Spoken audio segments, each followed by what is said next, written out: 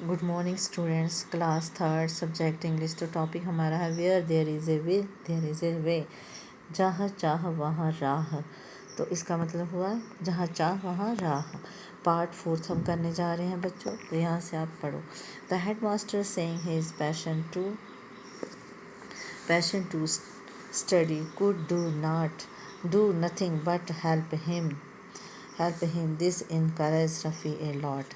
It's means मुख्याध्यापक साहब पढ़ने लिखने की उसकी इतनी लगन को देखकर उसकी मदद किए बिना नहीं रह पाते थे।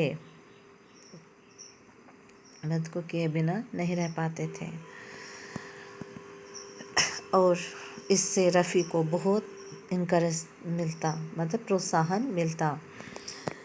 The headmaster enrolled him in class 10th and somehow the managed to pass his 10th class exam.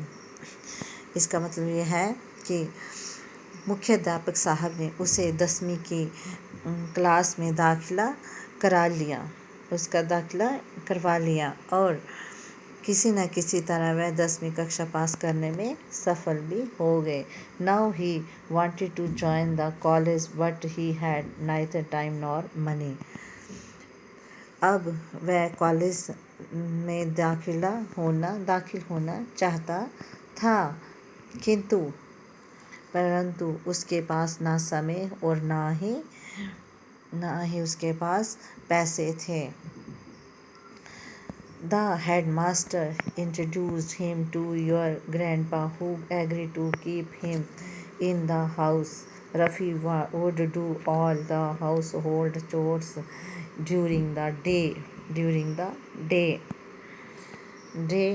and study at night. इसका मतलब है कि मुख्याध्यापक ने उसका इंट्रोडक्शन तुम्हारे दादा से करवा दिया, जो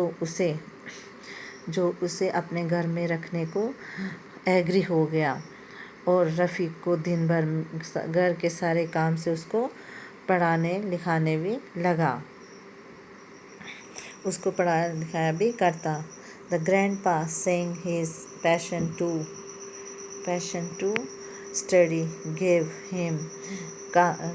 him some relief by teaching him in the evening for an hours. इसका मतलब है कि ये देखकर दादा शाम को एक घंटा उसे पढ़ाकर कुछ राहत प्रदान कर दिया करते। तो बच्चों, अब आप इसको अच्छे से लर्न अप करना, अच्छे से स्टडी करना। ओके।